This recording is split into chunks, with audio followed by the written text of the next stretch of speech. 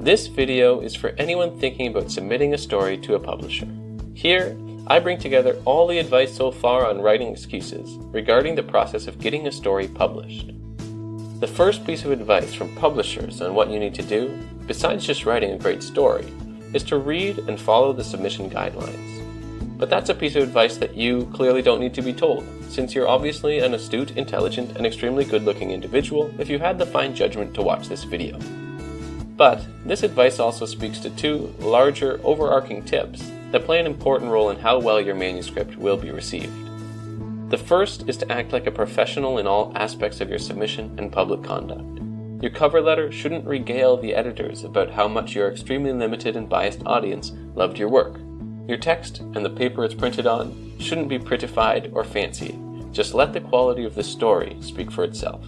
And refrain from using little tricks to test if the editor has read to a certain point or something along those lines. Instead, show the editor that you trust your writing skill to get you the acceptance you deserve. Keep it simple, keep it professional.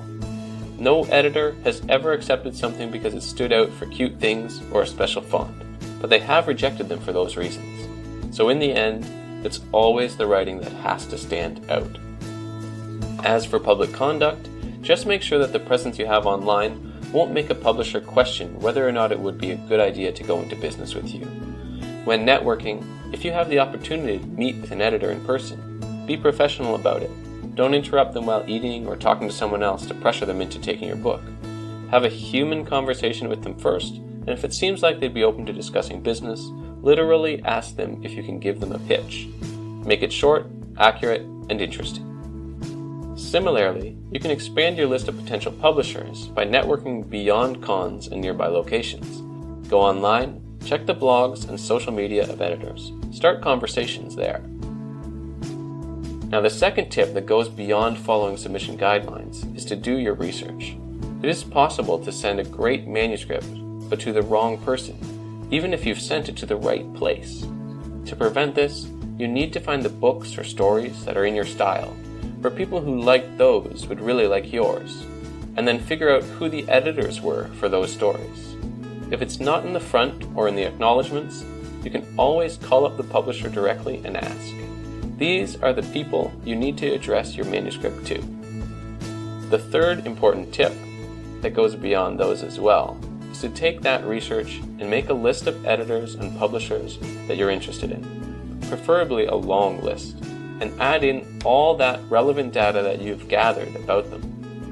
This is genres, book titles, location, submission rules, how much it pays, size of the audience, how much you like them.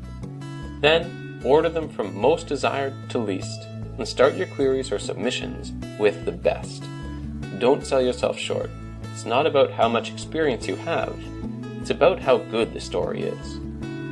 And you can also use this information to personalize your cover letter to the individual, telling them why you chose them and why your story would be a good match for them specifically. Remember to compare your story accurately to something it's close to, not something wildly overestimated. Be prepared to submit to everyone and don't let it get you down. Expect to receive many rejection letters because rejection and acceptance is not a feedback on the writing. Every book I have ever sold has been rejected. That's a quote from Sarah Crow, a literary agent working for established, best-selling authors. So don't take it personally.